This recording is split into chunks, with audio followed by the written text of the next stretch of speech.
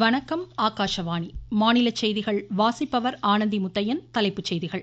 உலகளாவிய தொலைத்தொடர்பு தொழில்நுட்ப மையமாக இந்தியா உருவெடுக்கும் என்று பிரதமர் திரு நரேந்திரமோடி தெரிவித்துள்ளார்.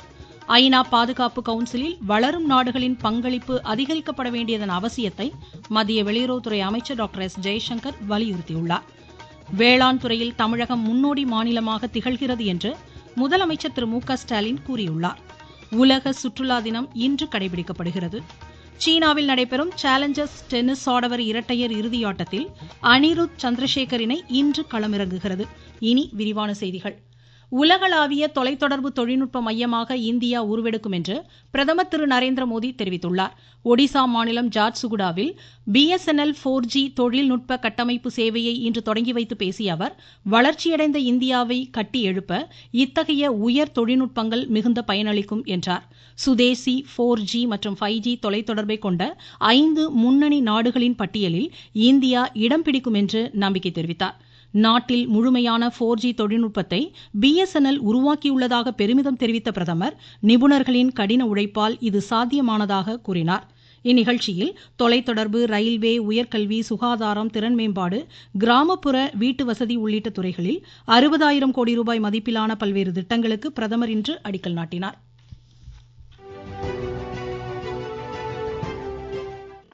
சேவை நல்லாட்சி என்ற தாரக மந்திரத்துடன் பிரதமர் திரு நரேந்திரமோடி தலைமையிலான மத்திய அரசு ஆக்கப்பூர்வமான மாற்றங்களுக்கு அயராது செயலாற்றி வரும் நிலையில், தேசப்பற்றை ஊக்குவிக்கும் வகையில் நாட்டின் பாரம்பரிய கலாச்சாரத்தையும் மறைந்த தலைவர்களையும் கௌரவிக்கும், எதிர்கால சந்ததியினருக்கு உத்வேகம் அளிக்கும் நடைமுறைகளை மத்திய அரசு மேற்கொண்டுள்ளது குறித்த சிறப்பு செய்தி தொகுப்பு இன்று இடம்பெறுகிறது.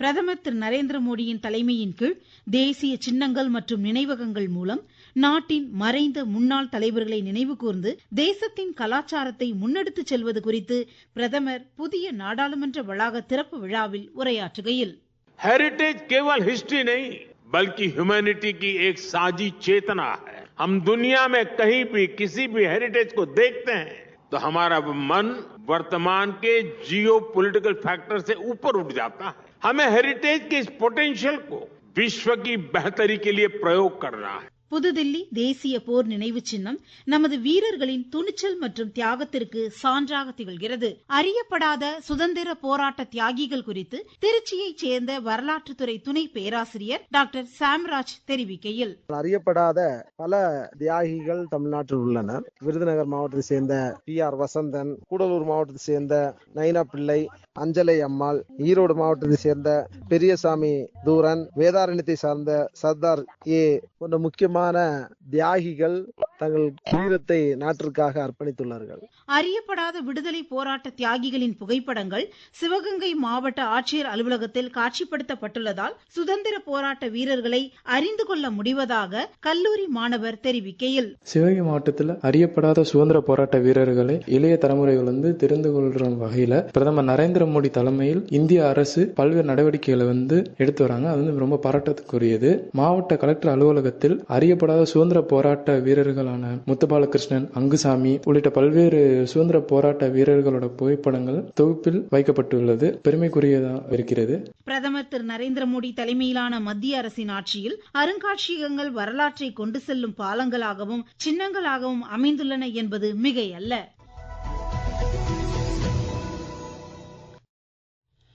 ஐநா பாதுகாப்பு கவுன்சிலில் வளரும் நாடுகளின் பங்களிப்பு அதிகரிக்கப்பட வேண்டியதன் அவசியத்தை மத்திய வெளியுறவுத்துறை அமைச்சர் டாக்டர் எஸ். ஜெய்சங்கர் வலியுறுத்தியுள்ளார். ஐநா பாதுகாப்பு கவுன்சிலில் சீர்திருத்தங்கள் குறித்து G4 நாடுகளின் வெளியுறவுத்துறை அமைச்சர்களுடன் ஆலோசனை மேற்கொண்ட அவர், சர்வதேச அமைதி மற்றும் பாதுகாப்பிற்கு குறிப்பிடத்தக்க பங்களிப்பை வழங்கும் நாடுகள் நிரந்தர மற்றும் நிரந்தரமற்ற உறுப்பினர் பிரிவுகளில் பிரதிநிதித்துவம் படுத்தப்பட வேண்டும் என்றார்.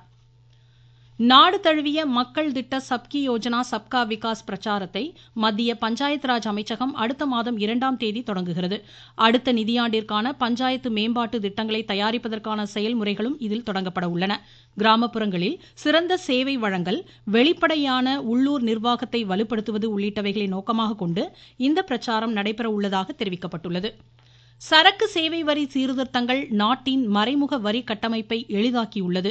இந்த சீர்திருத்தங்களின் கீழ் சுற்றுலா மற்றும் பொது போக்குவரத்தை மலிவு விலையில் மாற்றுவதை நோக்கமாக கொண்டு குறிப்பிடத்தக்க வரி குறைப்புகளை அரசு அறிவித்துள்ளது.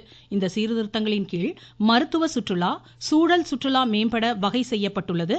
இது குறித்து திருச்சி பேராசிரியர் திரு எஸ். சுப்பிரமணியன் தெரிவிக்கையில், மத்திய அரசு பொருட்கள் மற்றும் சேவை வரிகளில் சீர்திருத்தங்கள் சுற்றுலா வளர்ச்சிக்கு மிகவும் உறுதுணையாக இருக்கும் என்று நம்புகிறேன். இந்த வரி மாற்றத்தினால் ஏழை எளிய மக்களும் கூட பல்வேறு சுற்றுலா தலங்களுக்கு சென்று இனிமையான பொழுதை கழிக்க முடியும். தேசிய பொருளாதாரத்தில் முன்னேற்றம் ஏற்படும். நீங்கள் கேட்டுக்கொண்டிருப்பது ஆகாஷவாணியின் மாநில செய்தி அறிக்கை. நாட்டு மக்களுக்கான வரலாற்று சிறப்புமிக்க மோடி அரசின் தீபாவளி பரிசு சரக்கு மற்றும் சேவை வரி குறைப்பு. மருத்துவம் மற்றும் ஆயுள் காப்பீட்டிற்கான வரி முழுமையாக ரத்து. 36 உயிர்காக்கும் மருந்துகள், அடுத்த தலைமுறைக்கான சீர்திருத்த நடவடிக்கைகளில் மாணாக்கர் பயன்படுத்தும் கல்வி உபகரணங்கள் மீதான வரி ரத்து. வீட்டு உபயோக மின்னணு பொருட்களுக்கு வரி குறைப்பு. பால் பொருட்கள் மீதான வரி 12% 5% குறைப்பு. வேளாண் இயந்திரங்களுக்கான வரியும் 5% குறைப்பு. வளர்ச்சியடைந்த இந்தியாவிற்கான பயணத்தில் நரேந்திர மோடி அரசு தொடரும் சீர்திருத்த நடவடிக்கைகள். வேளாண் துறையில் தமிழகம் முன்னோடி மாநிலமாக திகழ்கிறது என்று முதலமைச்சர் திரு மு க ஸ்டாலின் தெரிவித்துள்ளார். சென்னை நந்தம்பாக்கம் வர்த்தக மையத்தில் 2 நாள் வேளாண் வணிக திருவிழாவை இன்று தொடங்கி வைத்து பேசிய அவர், நடப்பாண்டில் 5,66,000 ஹெக்டேர் நிலப்பரப்பில் நெல் சாகுபடி செய்யப்பட்டுள்ளதாக கூறினார். 47,000 ஹெக்டேர் தரிசு நிலங்கள் விவசாய நிலங்களாக மாற்றப்பட்டுள்ளதாக தெரிவித்த அவர், மேட்டூர் அணை குறித்த நேரத்தில் திறக்கப்படுவதாக கூறினார். கடந்த 4 ஆண்டுகளில் 456,44,000 மெட்ரிக் டன் உணவு தானிய உற்பத்தியை எட்டியுள்ளதாகவும், பயிர் உற்பத்தியில் நாட்டிலேயே தமிழகம் முதலிடத்தில் உள்ளதாகவும் கூறினார். உழவர்களுக்கான பல்வேறு திட்டங்களை மாநில அரசு செயல்படுத்தி வருவதாகவும் முதலமைச்சர் தெரிவித்தார். முன்னதாக சென்னை தரமணியில் வேளாண் விஞ்ஞானி பேராசிரியர் MS சுவாமிநாதனின் 100 நினைவஞ்சலி நிகழ்ச்சியில் அன்னாரது திருவுருவ படத்திற்கு முதலமைச்சர் மலர் தூவி மரியாதை செலுத்தினார். பேரறிஞர் அண்ணா பிறந்த நாளை கொண்டாடும் வகையில் தமிழ்நாடு விளையாட்டு மேம்பாட்டு ஆணையம் சார்பில் திருவள்ளூர் மாவட்டத்தில் இன்று நடைபெற்ற மிதிவண்டி போட்டியை மாநில சிறுபான்மையினர் நலத்துறை அமைச்சர் திரு சாமு நாசர் இன்று கொடியசைத்து துவக்கி வைத்தார். மயிலாடுதுறை, கள்ளக்குறிச்சி, காஞ்சிபுரம் மாவட்டங்களில் நடைபெற்ற மிதிவண்டி போட்டியில் வெற்றி பெற்ற பள்ளி மாணாக்கருக்கு அந்தந்த மாவட்ட ஆட்சித்தலைவர்கள் பரிசுகளை வழங்கினர். இதேபோல் பெரம்பலூர், விழுப்புரம், அரியலூர் உள்ளிட்ட மாவட்டங்களில் இன்று மாரத்தான் போட்டிகளும் நடைபெற்றன. தமிழக அரசு கல்வித்துறை மேம்பாட்டிற்கான பல்வேறு திட்டங்களை செயல்படுத்தி வருவதாக மாநில பள்ளிக்கல்வித்துறை அமைச்சர் திரு அன்பில் மகேஷ் பொய்யாமொழி தெரிவித்துள்ளார். நாகை மாவட்டத்தில் 82,77,000 ரூபாய் மதிப்பில் கட்டப்பட்ட கிராம செயலக கட்டிடங்கள், அங்கன்வாடி கட்டிடம், அரசு ஆரம்ப சுகாதார நிலையம் ஆகியவற்றை இன்று திறந்து வைத்து பேசிய அவர், அரசு பள்ளி மாணாக்கரின் முன்னேற்றத்திற்கான பல்வேறு முன்முயற்சிகள் மேற்கொள்ளப்படுவதாக கூறினார். உலக சுற்றுலா தினம் இன்று கடைபிடிக்கப்படுகிறது. கலாச்சார பரிமாற்றம், பொருளாதார வளர்ச்சி, மக்களை இணைப்பது உள்ளிட்டவைகளில் சுற்றுலாவின் முக்கியத்துவத்தை எடுத்துரைக்கும் வகையில் ஆண்டுதோறும் இந்நாள் கொண்டாடப்படுகிறது. சுற்றுலா மற்றும் நிலையான மாற்றம் என்பதே இந்த ஆண்டின் கருப்பொருளாகும். இந்நாளையொட்டி நாடு முழுவதும் பல்வேறு நிகழ்ச்சிகளுக்கு ஏற்பாடுகள் செய்யப்பட்டுள்ளன. கிருஷ்ணகிரி மாவட்டத்தில் பிரதமரின் சூரிய ஒளி வீடு திட்டத்திற்கு இணையதளம் வாயிலாக அடுத்த மாதம் 15ஆம் தேதிக்குள் விண்ணப்பிக்கலாம் என்று ஆட்சித்தலைவர் திரு தினேஷ்குமார் தெரிவித்துள்ளார். நீலகிரி மாவட்டம் முதுமலை புலிகள் காப்பகத்தில் நடைபெற்ற அகில இந்திய புலிகள் மதிப்பீட்டு பயிற்சி நிறைவடைந்ததை அடுத்து 4 நாட்களுக்கு பிறகு இன்று முதல் வழக்கம் போல் செயல்படுகிறது. சீன ஜிங்ஷானில் நடைபெறும் சேலஞ்சர் டென்னிஸ் ஆடவர் இரட்டையர் இறுதியாட்டத்தில் இந்தியாவின் அனிருத் சந்திரசேகர் அமெரிக்காவின் ரிஸ்டால்டர் இணை தாய்லாந்தின் ஷங்கு வாங் தென்கொரியாவின் யூசங் பார்க் இணையை இன்று எதிர்கொள்கிறது. 12வது உலக பாரா தடகள போட்டிகள் புதுதில்லியில் இன்று தொடங்கின. அடுத்த மாதம் 5ஆம் தேதி வரை நடைபெறும் போட்டியில் 104 நாடுகளை சேர்ந்த வீர வீராங்கனைகள் பங்கேற்கின்றனர். இந்தியாவின் சுமித் அன்டில், பிரீத்தி பால், பிரவீன்குமார் உள்ளிட்ட 75 வீர வீராங்கனைகள் இதில் பங்கேற்றுள்ளனர். மீண்டும் தலைப்புச் செய்திகள். உலகளாவிய தொலைத்தொடர்பு தொழில்நுட்ப மையமாக இந்தியா உருவெடுக்கும் என்று பிரதமர் திரு நரேந்திர மோடி தெரிவித்துள்ளார். ஐநா பாதுகாப்பு கவுன்சிலில் வளரும் நாடுகளின் பங்களிப்பு அதிகரிக்கப்பட வேண்டியதன் அவசியத்தை மத்திய வெளியுறவுத்துறை அமைச்சர் டாக்டர் எஸ் ஜெய்சங்கர் வலியுறுத்தியுள்ளார். வேளாண் துறையில் தமிழகம் முன்னோடி மாநிலமாக திகழ்கிறது என்று முதலமைச்சர் திரு மு க ஸ்டாலின் கூறியுள்ளார். உலக சுற்றுலா தினம் இன்று கடைபிடிக்கப்படுகிறது. சீனாவில் நடைபெறும் சேலஞ்சர் டென்னிஸ் ஆடவர் இரட்டையர் இறுதியாட்டத்தில் அனிருத் சந்திரசேகர் இணை இன்று களமிறங்குகிறது.